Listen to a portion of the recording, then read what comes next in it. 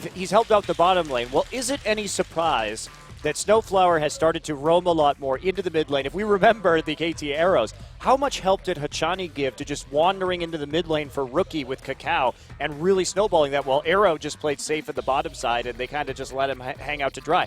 I'm seeing a lot of similarity in the way that Anarchy plays around the mid lane with the support to what we saw the KT arrows do. Well, that's why it's kind of hilarious. They had an interview and they're like, yes, Hachani's come out. He's really helped our 2v2 laning. Apparently his advice was, just pack up and leave him. It's all good. Pretty funny stuff. Well, there's a Zed ban against Mickey, and that is becoming increasingly necessary when Anarchy has the red side, as well as Azir versus Sassen. 3 mid lane bans on patch 5.11, super interesting to me. What were you seeing in terms of pick and ban trends yesterday? Because I only caught some of the games. What was sticking out? I mean, the priority doesn't seem to have really changed in this patch. We still see a lot of the Callista, the Ryze bans, etc., especially on the red side.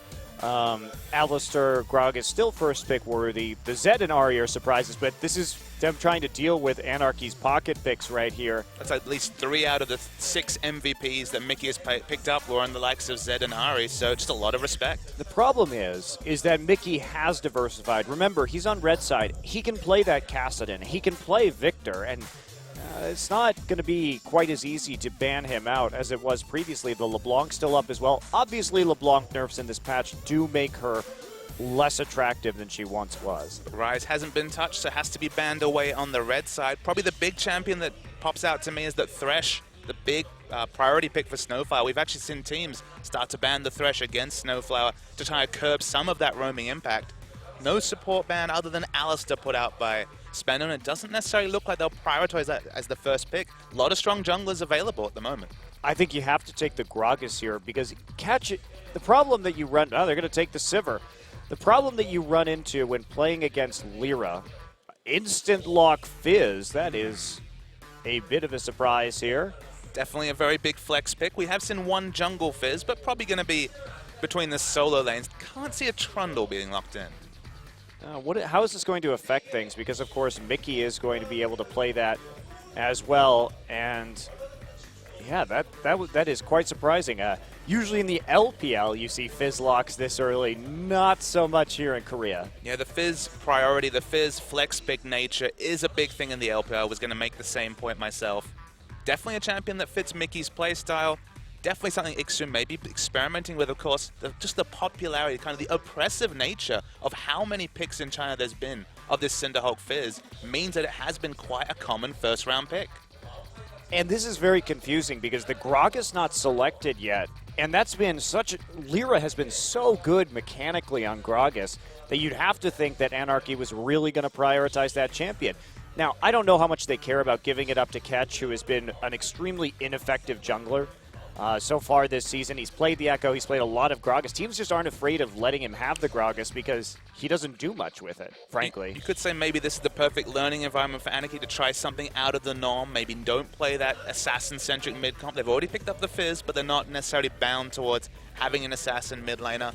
We know that Lyra can play Gragas. Maybe this is the time that you show a new threat and force the bans away from Gragas in a future series. Again, we're only speculating. Snowflower, such a wonderful Thresh player. It's always great to see him because it does really help their roaming game, but Anarchy haven't really shown much, and same with SBENU. No comps are really tilting their hands yet. And, of course, Ixu's been playing overwhelmingly the Maokai and the Hecarim. Those have been his 2 preferred picks this season. So getting it for free right here might be a bit interesting. They should just pick support in top, or they should pick support in jungle right here. They definitely should not be showing too much in terms of that flex pick on the Fizz.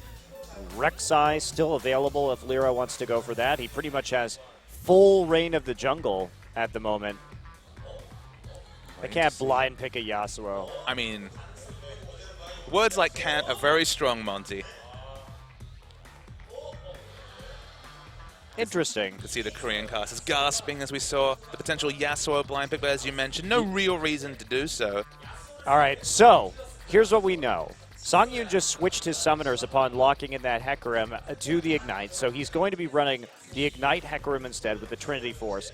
But will this Fizz be jungle or mid lane is the question. We may see SBENU pick around that.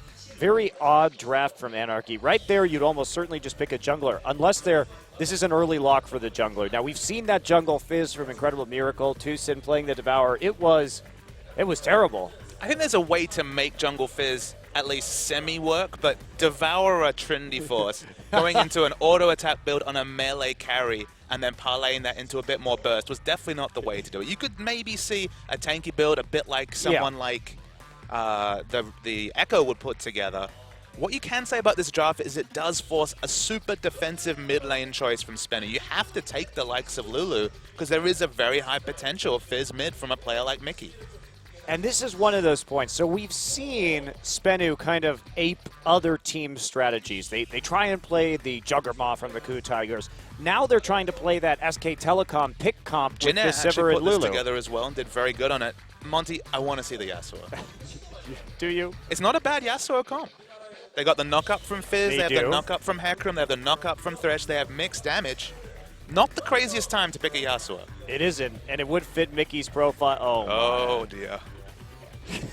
We've been wondering what's in the water in Korea.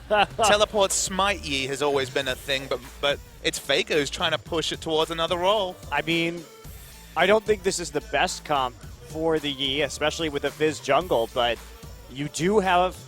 I would actually rather see the Yasuo here, but if you have enough disruption with that Hecarim, you may be able to allow the... Yes, mid-echo from Mickey. This is exciting. So this is a much more meta pick, and it's also something... We want to see these stereotypical assassin players pick the Echo, and now we see the true one, although the flex pick is there.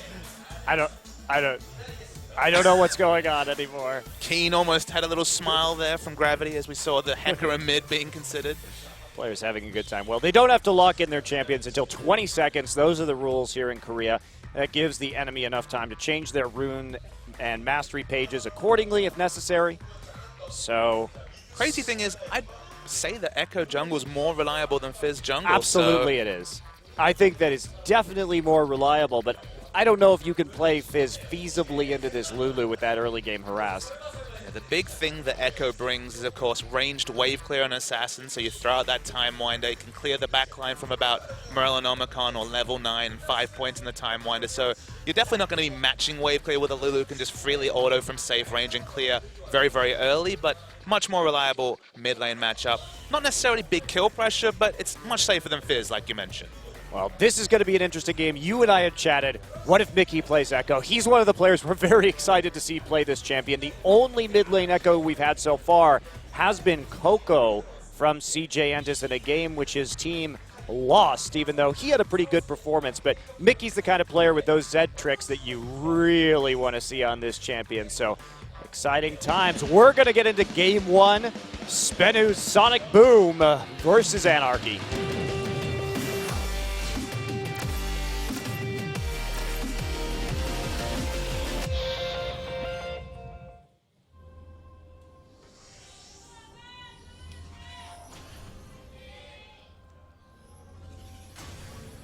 Wow. It's very early here in Seoul. Everyone is super hyped today, Papa Smithy. It's actually a good crowd, a massive crowd, but the call leaders must just not get off school before 12, Monty. What to say? Of course, in the middle of the day right now.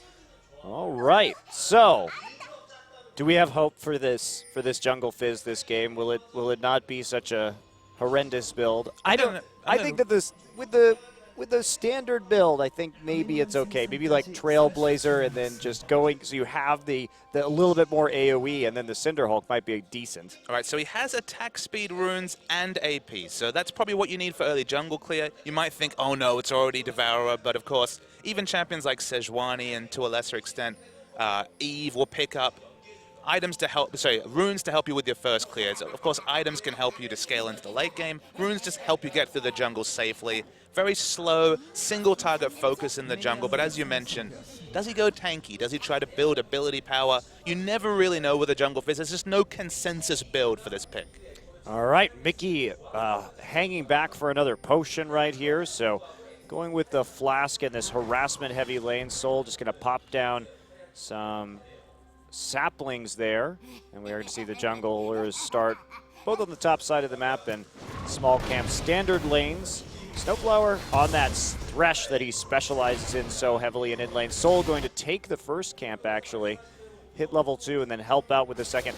We've been seeing this jungle start more and more in Korea. Instead of the top laner just trying to tank a camp by themselves, the jungler just goes ahead and sacrifices it. And this is really a reaction to possible lane swaps and walking into the enemy jungle, I believe, because that means there are 2 people there in case you do get harassed by a support in the enemy jungle. It also means that you can start a small camp instead of starting at the buff.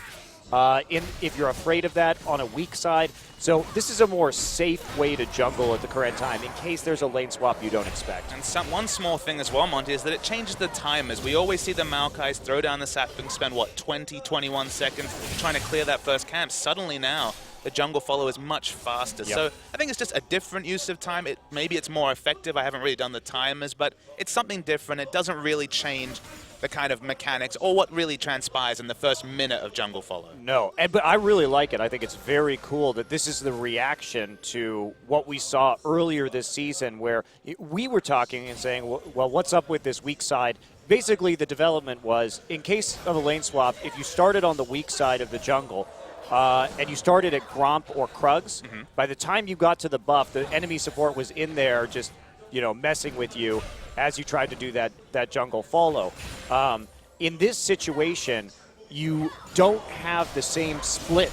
A little bit of action right here. Oh, Secret getting pulled under the turret, has to flash. Yeah, that tanky on this Nautilus doesn't even have a point in the Titan's Wrath. It doesn't even have that effective 10% bonus health. So now suddenly, you're going to have to play that much more defensive in bot. So to continue my very long-winded point about lane swaps I'm and interested. jungle I'm starting, listening. which is you and I are probably the only ones interested in this. But basically, if you had to get your top laner low off of a nearby camp and you were leashing in some way, it just allowed the support to harass more. And then we saw, of course, the adaptation, which is just start at the buff so that you're gone by the time the support gets there. And now you see just quickly doing the first buff, giving that level 2 over to the top laner, and then moving on from there. It does make you more support, harass, independent. Mickey gonna dodge the hook right there on the roam. Yeah, this time it's actually SBENU who has the multiple members in mid lane. No sign of Snowflower yet, but he'll work his way over. The ultimate kill pressure right here with the Fizz and the Thresh. Lots of burst if they can get in that mid lane. So let's return to the point about level 1s. I know the viewers are just standing there listening about level 1s. I guess the only thing I can add to what you said was very succinct and correct, but I guess the small thing that I've noticed about this particular start is that you don't need any extra information about a lane swap to actually engage in this jungle follow. You do it. Your timers don't matter. You don't need to do those deep wards and try and guess, is there going to be a jungle follow? Should I be going for this first camp or not? If you're just following your jungler, you get that level 2. If it's standard lanes, fine, you walk top. If not, it doesn't throw off your timers, so it's a lot more reliable, and there isn't that risk of someone dying on that early jungle invade. Yeah, so I think it's just a more well-rounded I know start. You like safety, and that's the safe choice. Safety first, Papa Smith. In a game with Fizz jungle. Well, it is Trailblazer this time. So, and we'll see what enchantment he goes. I assume it's just going to be Cinderhulk, the safe way of playing. And, with such a mechanical jungler like Lyra, I'm not really surprised to see the Fizz come out. And I'm less alarmed than when Tucson played it because Lyra has shown that he has the mechanical chops to kind of back this pick up. Look, I think there are situations where Fizz jungle is fine. It's just SBENU have chosen the most safe lanes possible when it comes to 2 assassins or burst damage ganking a lane. When you're talking about Echo and Fizz, you're thinking of massive burst potential post-6 for both champions, whatever the Fizz is building. But of course, Lulu, the most defensive lane option, can hang back, can wave clear from range. Maokai, again, super tanky once he gets to level 6. And even the bottom lane, you drop one of those spells with the spell shield and the burst potential goes down. So SBENU do have a very good comp for dealing with the Fizz jungle snowball. And after that snowball phase, what does Fizz jungle really provide? We still remain to be convinced. As they're looking for a turret dive on a level 6 Maokai. Don't know how this is going to work. I don't think they can go for that this early. And, for those who haven't seen this composition that was really pioneered by SK Telecom, basically, this composition is very weak in terms of damage output in the late game. This is not a comp that you can 5v5 with come 4 core items or so. You have to create picks. It's about speed. It's about finding someone and collapsing on them very quickly with hard engage and the Whimsy and the Sivir ult. The 5v5, just not very strong.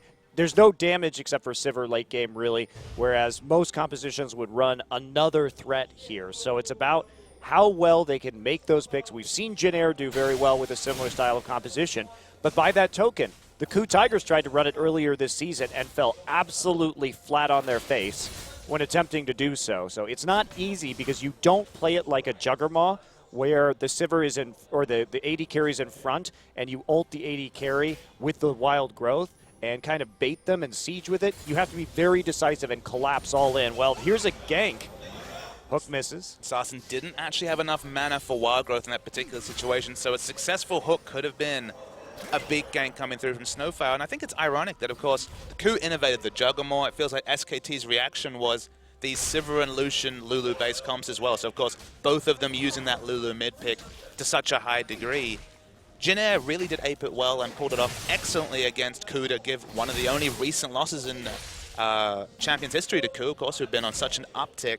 If you play this comp well, even if you don't feel like you hit your timings, you look at a comp with the likes of Maokai, Lulu, Sivir, and you think, okay, if you don't pick up those early objectives, you might really fall hard. You just get so much speed in the mid game, and one pick does translate so cleanly to potentially multiple turrets when you have the likes of Sivir, Lulu do excellent turret damage, that this comp always feels to be relevant just because it does so many things and has so little counterplay for the enemy because of that sheer speed from the Whimsy. Yeah, the big factor, though, is you need vision control, and even very good teams have trouble winning the vision game against Anarchy, because if you don't have vision control, you can't collapse on somebody to make the pick. And you have to group at that objective quickly and wait for your enemy to miss position, maybe not group quite fast enough. And I'm not sure SBENU has the foresight or the warding to make that happen. Right here, they do have some good wards, however, around this blue buff. Try a little bit of a steal at the moment. Orky and Thresh look to be reacting. It's already falling very low. They do use the smite. No, actually, they're able to donate it over. Both of them have a blue, so hard to say who's secured it. But the result, of course, with Catch using his smite, is that 2 blues are over to SBENU, which should help their laning quite a lot.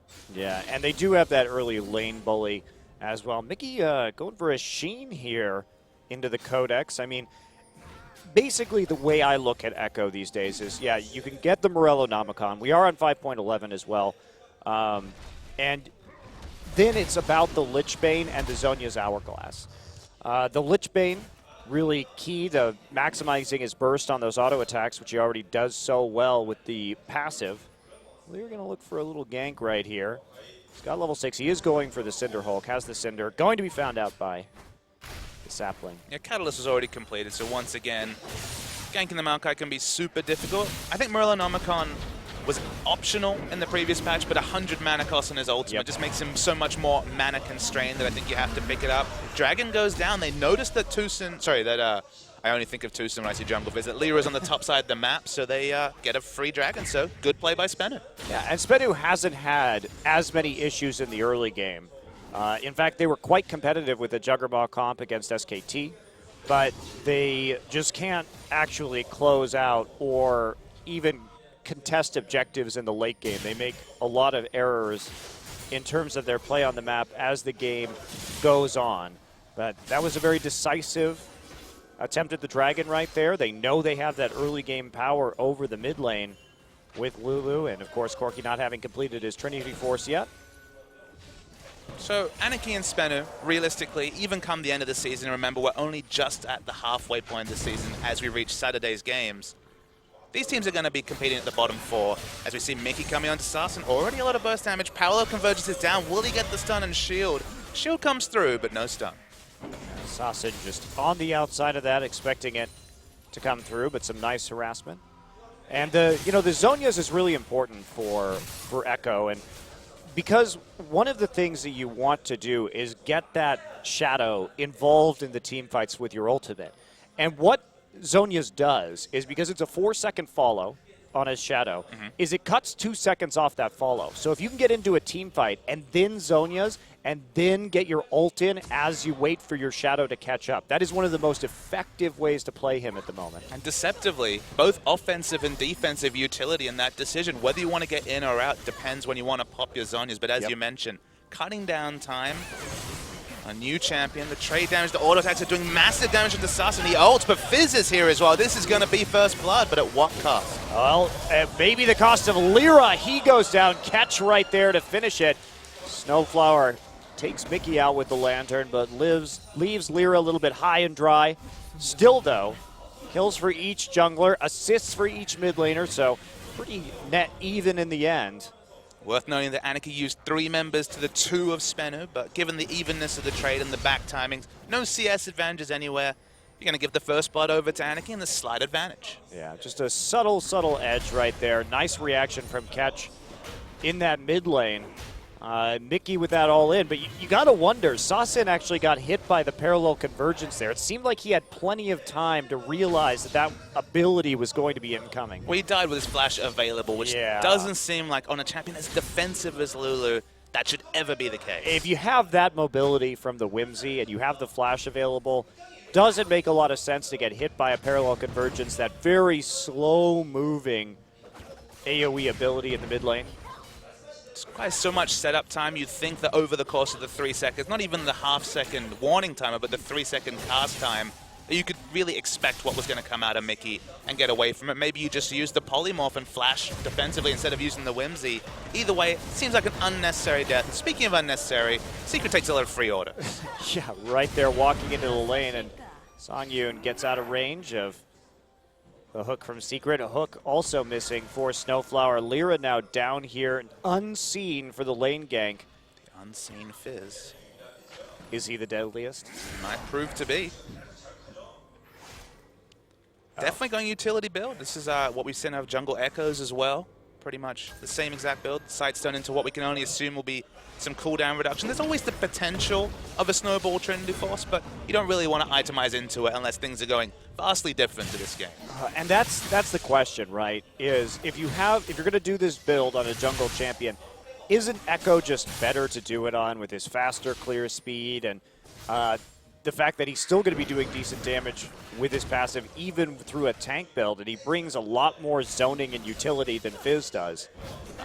See, the only thing I'll disagree with you on that particular line of thought is this is a soul damage threat comp from SBENU, and I do really respect Fizz's ability to just mess someone up in the backline, throw down the fish CC for a long time. Mickey's going super aggressive, but with the lantern, can get away easily. Yeah, just tapping. Free damage. Yeah, just a little bit of free damage right there. And Snowflower, really his lantern play with Mickey and that synergy has developed so nicely this season so far and been a key reason behind a lot of their wins. But that's why Koo was so adept to understand, okay, Snowflower and Mickey definitely on the same wavelength. Lyra and Mickey almost exclusively playing around each other. Snowflower and Songyun, it's not really a duo you have to talk about, even though this is the streaming duo, of course, have had a lot of game synergy playing on stream on the Korean server. In competitive, these two playing together hasn't been a factor. Yeah. At least in any of the impressive Anarchy wins. Time Winder right there. Out just to zone out. Sauce in a little bit. Take some hits at the pink wards. Ixu and Soul in the never-ending top lane war. But yeah, Fizz's ability to annoy a single threat has to be respected. So the more CDR comes through, just get in the backline, auto attacks. If you hit the fish, we're talking about the double slows and, of course, the knock-up. So I think that might be the unique factor for the Fizz this game. Is it going to be relevant given just all the reposition and speed on SBENU? Maybe not, but with a soul damage threat, I respect the Jungle Fizz.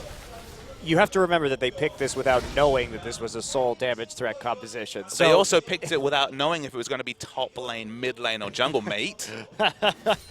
Well, we don't know. I don't think Ixu is going to be the first one here to hop on the top lane Fizz. Just he wouldn't be the first. Well, he wouldn't be the first, but just in terms of his preferential champions this season, he hasn't shown a lot of diversity. Still a lot of priority on the home guard boots from Hecarim, despite that being the target nerf that Riot chose to do for the Hecarim. It feels like maybe that initial 1,300 gold isn't necessarily worth the power spike, because Dragon's been started by SBENU. This would be the second, but Anarchy's vision around Dragon, this is actually something very uncommon for them, is almost non-existent. Yeah, they're just giving him up early right here. No contest on these objectives. Nuclear just going to go ahead, and he has that vision, so he goes and blocks the chain or the hook right there from Secret with the spell shield, making sure that no counterplay could be made. if Snowflower wanted to follow up on the death sentence over the wall. So, yeah, just surprisingly passive. But can you blame them? I mean, Anarchy's running a composition that has a distinct item power spike with the Trinity Force on the Hecarim, with the Trinity Force on the Corki. And so by not contesting early, they're not fighting at a power trough. So they just have to fight the third one now. I think we should give Anarchy that benefit of the doubt. It's always risky when you're talking about a bottom 4 team to give them benefit of the doubt about a strategic misplay, but given how consistently good this team, which is bottom 4, but certainly not bottom 4 in terms of vision, the vision game has been, to just not ward, basically they're saving the gold. They seem to be spending much more gold on items than necessarily consumables like wards that has been traditionally their play in previous games. Maybe they have been that savvy to understand that their power spikes, they're at 25 to 30 minutes, not the first 20 minutes of the game. Yeah, and we're seeing, too, now the Lichbane done. I mean, once Anarchy and Ixu in particular pick up that last Trinity Force, their burst damage on 3 of their champions is going to be enormous. So they have to be very careful. So given the items that are completed, remember, double Sheen items completed in terms of Lichbane and Trinity Force for the Mickey and Sungyun respectively, double Sightstone. Surely the big thing for Anarchy to do is play around bottom lane, take out that turret and start the split push with Lichbane Echo and the defensive wards from the double Sightstone they've got completed. Lichbane Rush means one thing, and that means no team fights right now. And honestly, against a team comp that basically is solely about rotations, picks, and team fights, that could be very, very powerful. Yeah, well, it's all about how Anarchy comes through in the next few minutes of this game. And just set up that split push, as you mentioned. Just try and get it going. And with Trinity Force, they have the power spikes to DPS down a turret if they can get a pick of their own.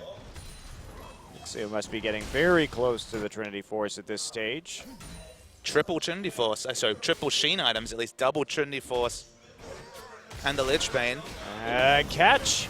Doesn't really have a lot of damage though. This is not Devourer of Fizz. So no, it's not. Still some further invades here from the Anarchy bottom lane.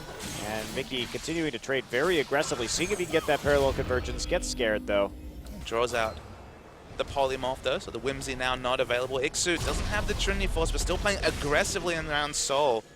Getting chipped out of lane and just wants to cause enough pressure, whether that's fake or implied pressure, to just farm this Trinity Force safely.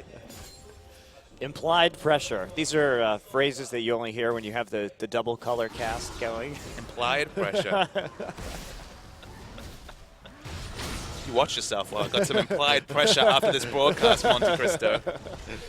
I'll have to watch. I will have to watch out for that because, wow, interesting. Not sure what that means in real life. I'll leave it in.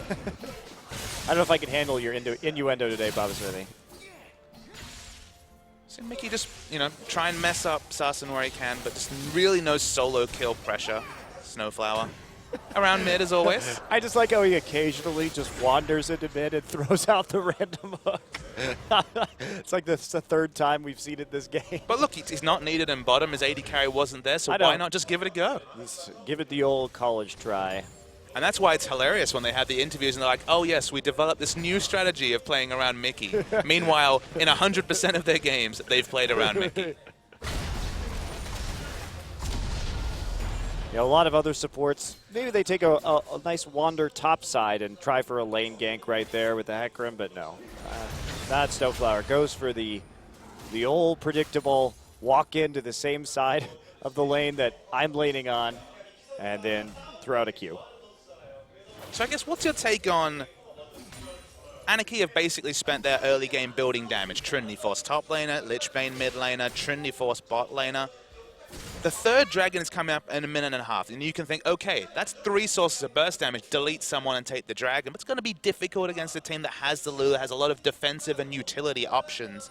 Do you just try and stay in the lanes, maybe fake down a teleport, and just try and push top lane and start breaking the outer ring of turrets to start the split push? Or are you pressured to fight for this 3rd dragon if you're Anarchy? No, I think Anarchy has a poke advantage right now, and they will be able to engage upon this properly. Also, Catch, he just got this Aegis of the Legion, which actually isn't that helpful. It's helpful against Corki and Echo, but in terms of the itemization of the 2 Trinity Forces, not really going to help in that regard. So any kind of strong engage from Ixu or auto attack range from Songyun, it's not going to be that big of an item. Spike right here. And Sasan also still struggling to get that death cap. He hasn't completed it. And he's not going to by the time the dragon comes up either. So I think Anarchy's in a place where they can fight this, especially if they get some poke down first. And a pick from the likes of the line skill shots of the Fizz ultimate and the Death Sentence coming through in Snowfall. A pick, the damage is certainly there. It's the CC that's much more unreliable when it comes to actually getting that first pick against, as we mentioned, all the utility of the likes of Lulu and Maokai.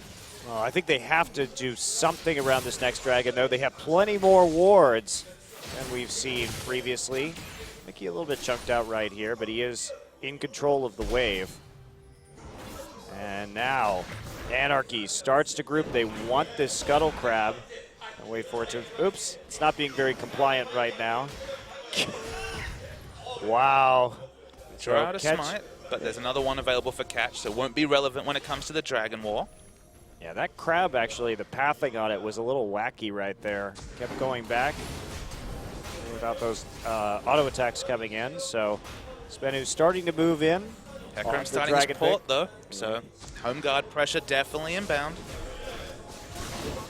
And they go for this. There's the fish going down. It's gonna miss. Catch just body slams over the wall. Parallel convergence not there. Ixu comes in with the home guard teleport. He doesn't have an angle, however. Meanwhile, Soul is right in the front line. And there you go. Everyone just auto-attacking him. He's going to go down eventually, but so many members of Anarchy low right now. Ixu has to get out. Songyun still at full HP.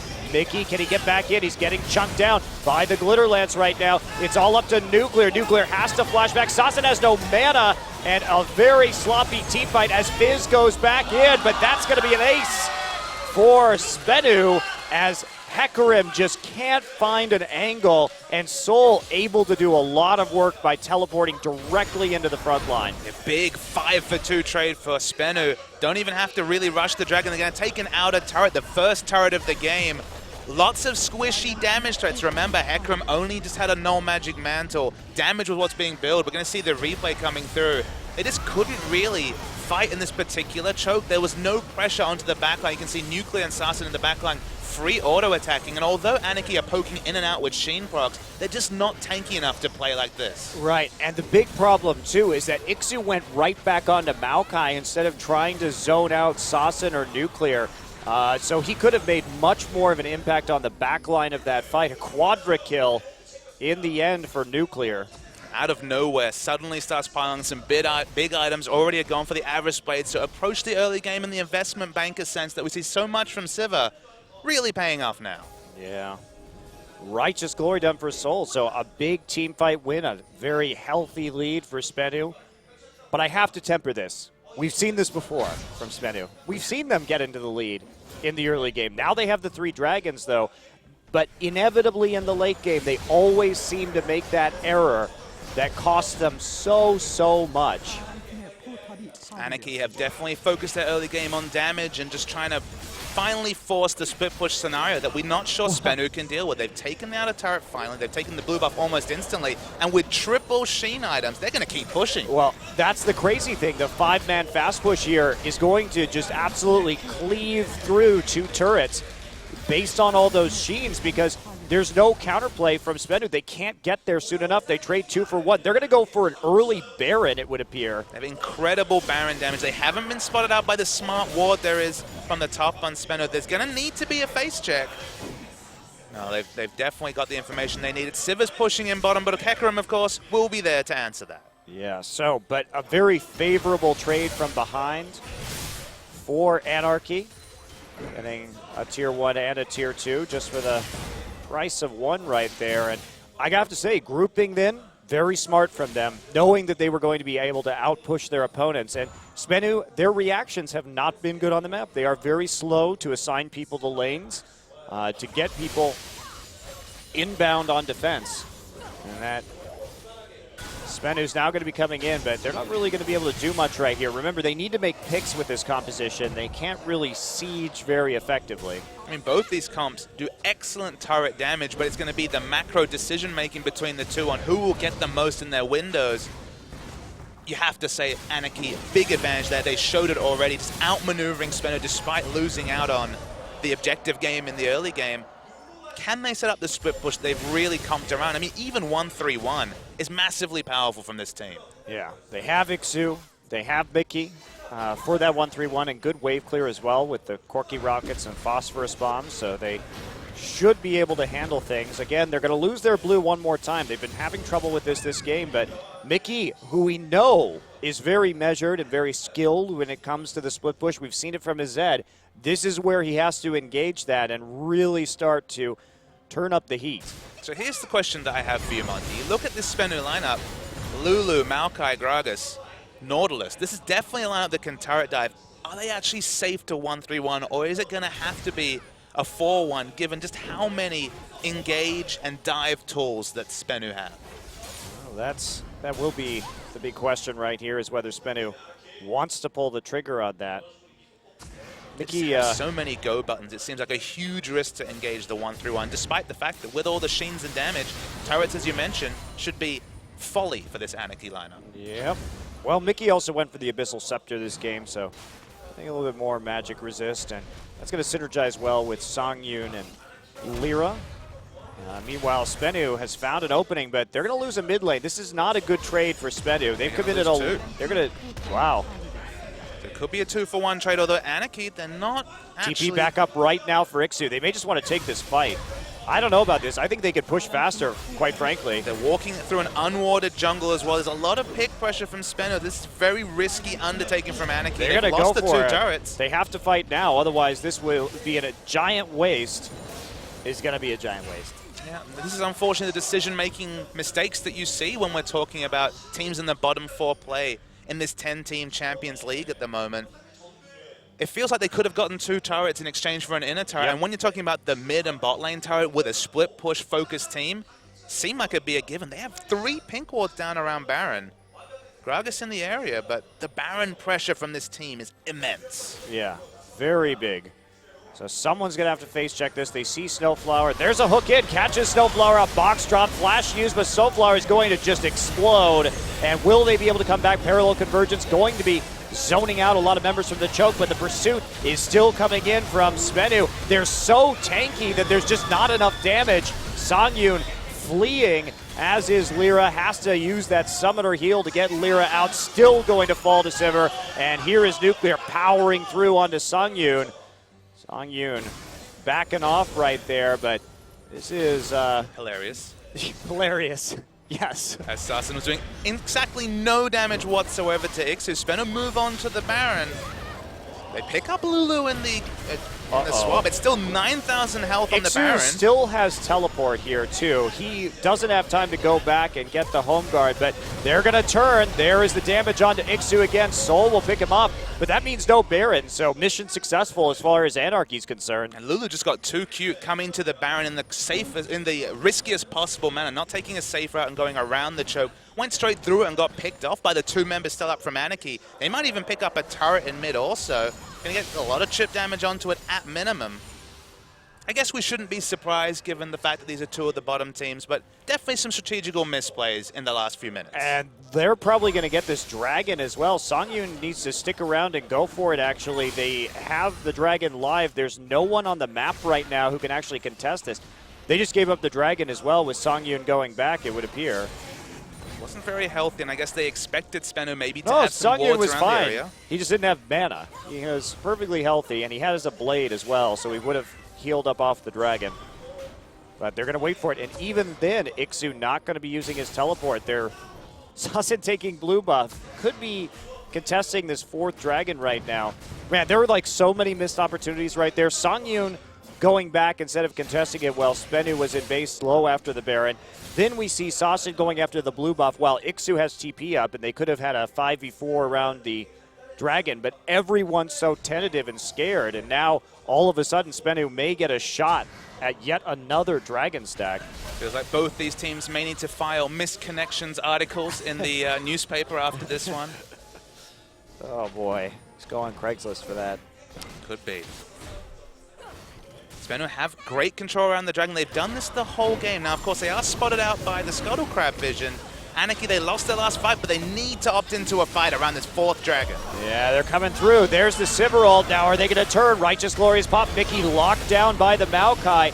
Ixu just has no angle on the back line right now. They're trying to focus down Soul. Ixu going to be the target for SBENU. Catching the back line, but he's going to get blasted by Songyun. Songyun finds himself right in front. There goes Lyra, playful trickster on the backside. Mickey actually picks up a kill in all of that. Is going to ult back for some help. Songyun has to be careful. Songyun getting critted. Songyun going down to Soul. And there we go, 1 for 1 in the end, but Jungler traded for AD carry. That's a trade SBENU will make. It's an excellent trade for SBENU when it comes to trading up in terms of getting down a damage threat, but of course now they don't have really a chance to pick up Baron, so taking out this inner mid tower is probably going to be the most they're going to get from that team fight victory. Yeah, so still small trades being made in SBENU's favor, but they are accumulating over time. Now they're threatening that 5th dragon. Nuclear, absolutely massive. Wow, 4 AD carry items and the improved boots. Look, it's not like Songyun's any slouch. He has 3 items, but Nuclear is massive after that very early quadra kill. Yeah, he is. So he's got to be the one to carry right now, and he's doing a good job. He's playing aggressively. He's getting on top of Songyun, getting the necessary damage. This is actually the issue that Hekarims can have against Sivir comps, is that Sivir's unique. When it's, say, Jinx versus Hecarim, Jinx is trying to be cute and poke around the backside. Hecarim can get in there, isolate her out, and try and solo her down. Sivir fights with her tank line. Sivir's right in there with the likes of the Lulu, the Nautilus, the Gragas, and the Maokai. Ixu, multiple fights now, and just hasn't had an angle to try and separate Sivir as a threat. SBENU have a comp that has so much defensive utility, and even with the burst damage of Trinity Force, feels like Ixu's almost a non-factor in fights despite being on a fairly free-farmed Hecarim. Yeah, although in spite of all this action, Anarchy still only about 6k down. So, and they're going to catch a little bit back up here with the help of this turret. Nope, not going to quite get it intelligently, not committing. There as we go. More engaged. Snowflower knocked up nearly immediately. Ixu wants to get onto Nuclear. Nuclear Wild Growth, though, is just going to kite this one out. No one get down. Fish will hit, but Mickey dies. This is probably going to be it, as everyone from Anarchy scattering, but there is Sasin trying to take care of Songyun. He will succeed in the end, as the splitting will mean that it is nearly an ace and a double kill. Look at Ixu. Ixu's still trying to play the objective game, but this is just a sign of the times for Anarchy. Ever since the quadruple came around, you're seeing they got finally onto Nuclear. He just had so much lifesteal with the Bloodthirster. Ever since he had extra gold and defensive utility, they don't have backline threat on him, despite having 3 Sheen items complete, despite having a very high damage comp. And SBENU don't have the most damage, but with Sivir this big, doesn't matter. Yeah, it really doesn't at this stage. And there's the recall as they take the Baron. They couldn't finish right there. So watching the replay, just watch. This fight is whether Sivir dies or doesn't die. If she dies, there's just no damage on SBENU's side. Gets chunked down to half, but can kite away outside of vision. Even though there's lots of threats, they're all melee threats, so it can just open up space and then just starts cutting the front line like butter. They've itemized mostly for damage, not for tanking. 600 damage crits. At this point, with Nuclear alive, they're just picking up kill after kill, and there's nothing Anarchy can do. Indeed. Well, see Snowflower at the end, valiantly dueling with the Lulu, but I hate to tell you, one of those supports actually has enough items from being in the mid lane to take it out pretty easily. Even going to pick up the Lich Bane for both turret damage threat and, again, even more single target damage threat. And Mickey's big debut onto this Echo, just like Coco's, who played very well himself, just hasn't been enough to make anything happen. It's actually going to be a Luden's Echo from Sasin, not a Lich Bane. That's okay. Both probably coming in, potentially. So, yeah, I mean, this is going to be probably it for SBENU. They looked strong this game. They actually did a great job of controlling the Dragon, and we thought maybe Anarchy would be fighting in that power spike, but they really failed to get the adequate pick pressure and engage the team fights properly when it came to using all those. I mean, they're still split pushing with Ixu. Man, Ixu is annoying. Remember, this is with Baron buff empowered recalls. They still can't open up distance enough. Ixu will pick up this inhibitor, so Anarchy's still getting more than they deserve. He has no mana. Flash is expended, so he's probably going to die eventually, but hollow victory for SBENU. Yeah, exactly. And Anarchy, in spite of this Baron, yeah, you know, one thing that has happened this game and why they couldn't end after that last fight so decisively was the wave, the minion control from SBENU has been horrible. Every time their lanes are pushed up, they haven't been able to actually take that many advantages after their wins. Okay, but calm down, Monty. Let's think about what SBENU has done. Remember, this game they've had much better ward coverage, especially around objectives, than Anarchy. That's already a big win. We're talking about 10th spot on the ladder against, in terms of the warding game, probably top 3 when it comes to Anarchy, or at least top 5. Out warding them, and then the teleports from Soul have been so much better. He's been the one getting into the backline with the home guard into Twisted Advance. Ixu's been the one that hasn't been able to find an angle, so credit to SBENU for doing things we didn't expect. We're going to see a desperate engage, but you can just see the desperation. There's not even a real full-hearted attempt to fight against this Baron buff comp. No, you can't, and they're trying to poke, but it just does so little damage against this big tank line right now. Mickey got the stun off on the parallel convergence, but that's about it. They have to trade an inhibitor for nothing. And here is Dragon number 5, Baron buff, still up. Nope, falls off right now, actually.